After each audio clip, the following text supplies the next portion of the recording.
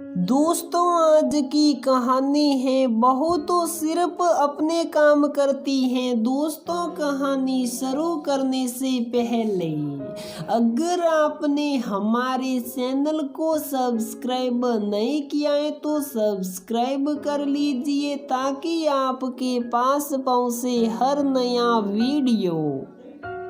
भाभी कहाँ हो? अमन चिल्लाता हुआ अंदर आया। मैं रसोई में हूँ अमन।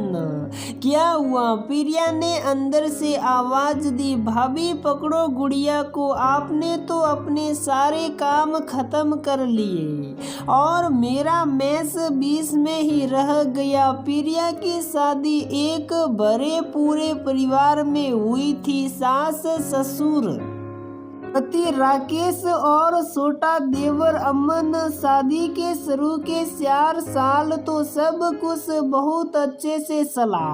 प्रिया सबकी सेवा किया करती, समय से पहले ही सबके काम कर दिया करती थी। फिर भगवान ने उसकी सुनी और 5वें साल में उसे एक प्यारी सी गुड़िया हुई। कुछ दिनों तक तो हर चीज के लिए घर में काम वाली रही, पर सास को उनका काम ज्यादा पसंद नहीं आता था। घर के बाकी सदस्यों को भी काम वाली के हाथ का बना हुआ खाना ज्यादा अच्छा नहीं लगता। गुड़िया 2 महीने की हो गई तो सास ने खाना बनाने वाली हटा दी और धीरे धीरे बर्तन और कपड़े वाली भी। प्रिया काफी समझदार लड़की थी। वह समझ रही थी कि इतनी काम वाली होने की वजह से घर का खर्चा बहुत ज्यादा बढ़ जाएगा और सारा बोझ उसके पति के कंधों पर आ जाएगा।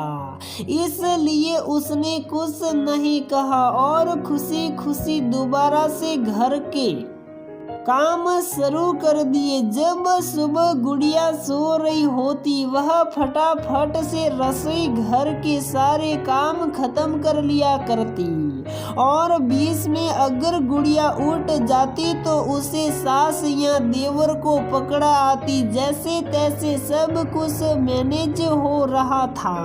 प्रिया के ससुर घर के बाहर एक छोटी सी दुकान किया करते।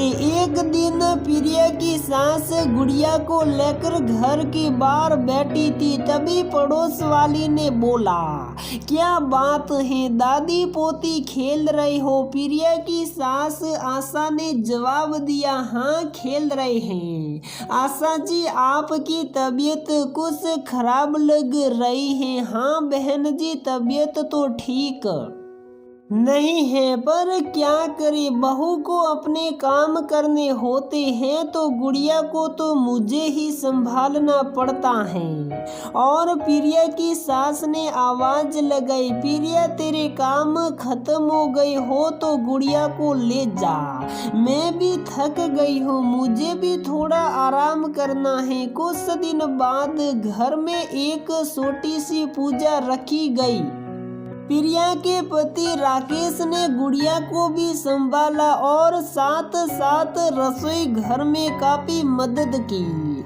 रसोई का सारा काम खत्म कर प्रिया ने गुड़िया को हाथ में लिया और उसे फीड कराने चली गई। फीड करा के अपने देवर को कहा, अमन अब थोड़ी देर तुम गुड़िया को पकड़ लो, मैं फटाफट से तैयार हो जाती हूँ, पंडित जी आने वाले होंगे। प्रिया जैसे ही गुड़िया को अमन के हाथ में देने लगी, गुड़िया झट से प्रिया से चिपक गई और उसे छोड़ने के लिए तैयार ही नहीं हो रही थी। जोर जोर से रोने लगी। राकेश कहने लगे, कोई बात नहीं प्रिया, तुम थोड़ी देर गुड़िया के साथ बैठो। प्रिया कहाँ हो? पंडित जी आ गए हैं, सास की आवाज आई। आ रही हूँ। एक हाथ में गुड़िया को लिए और एक हाथ में सामान लिए प्रिया पूजा का सामान रखने लगी। तभी प्रिया के ससुर ने गुड़िया को पकड़ने की कोशिश की, पर गुड़िया जोर से रोने लग गई। क्या प्रिया, तुम अभी तक तैयार भी नहीं हुई हो? तो पंडित जी इंतजार करेंगे क्या तुम्हारा?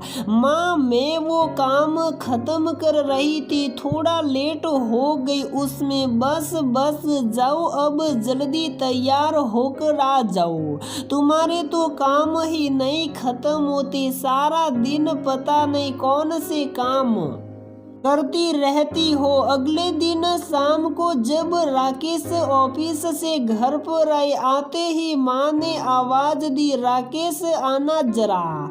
देखा तो माँ कमर पर हाथ रख कर बैठी थी। हाय राम मेरी कमर, मर गई मैं तो। क्या हुआ आशा जी, कमर में दर्द है तो मुझे बुला लेती, मैं मालिश कर देता तुम्हारी। ससुर बोल पड़े, राकेश को क्यों बुलाया? वह अभी तो ऑफिस से आया है, उसे थोड़ा आराम तो कर लेने दो। हाँ हाँ कर लेगा, मैंने कब कुछ कहा है? क्या बात है माँ, कमर दर्द कैसे हो गया? लाओ मैं मालिश कर देता हूँ। और तेल उठा, माँ की मालिश करनी शुरू कर दी। क्या बताऊँ बेटा, गुड़िया को कई घंटों संभालना पड़ता है। अब मैं जवान तो रही नहीं हूँ, तबीयत खराब सी लग रही है। प्रिया को तो अपने काम करने होते हैं, तो गुड़िया को तो मुझे ही संभालना पड़ता है ना। राकेश कुछ बोलता उससे पहले प्रिया के ससुर बोल पड़े, हाँ हाँ आशा जी ठीक कह रही हो, प्रिया को तो अपने पर्सनल काम करने होते हैं, जैसे रोटी सब्जी बनाना, घर की साफ सफाई रखना, बर्तन करना, हम सब के कई काम करना। ये सब उसके पर्सनल काम तो हैं। वह सारा दिन अपने इन्हीं पर्सनल कामों में व्यस्त रहती हैं और इस वजह से तुम्हें गुड़िया को संभालना पड़ता है, तो तबीयत तो खराब होनी है ना तुम्हारी। क्यों जी ताना क्यों मार रही हो? मैंने कब कहा कि वह उसके पर्सनल काम है? पर आशा जी मतलब तो यही ही निकल रहा है। आशा जी तुम्हें कोई काम ना करना पड़े, तुम्हें या घर के किसी सदस्य को कोई परेशानी ना। बच्चा अपने दादा दादी से ही बहुत कुछ सीखता है। मुझे माफ कर दे बेटा, मैं तो खुद ही एक माँ हूँ, मुझे समझना चाहिए। बच्चा पालना सोने की ईंट गलाना जैसा होता है। बहू बड़ी समझदारी से घर और बच्चा दोनों संभाल रही है। हम सबको तो बस उसका साथ देना है। तभी प्रिया कमरे में आ गई। लाओ माँ मेरा काम हो गया है, मैं गुड़िया को ले जाती हूँ, आप आराम कर लो। बेटा काम तो तू करके आई है, गुड़िया खेल रही है, जा तू थोड़ा आराम कर ले। जब ये रोएगी मैं तुझे बुला लूंगी। ठीक है माँ। प्रिया मुस्कुराती हुई समेटा समेटी में लग गई। तो दोस्तों हमारी ये कहानी यहीं पर समाप्त होती है।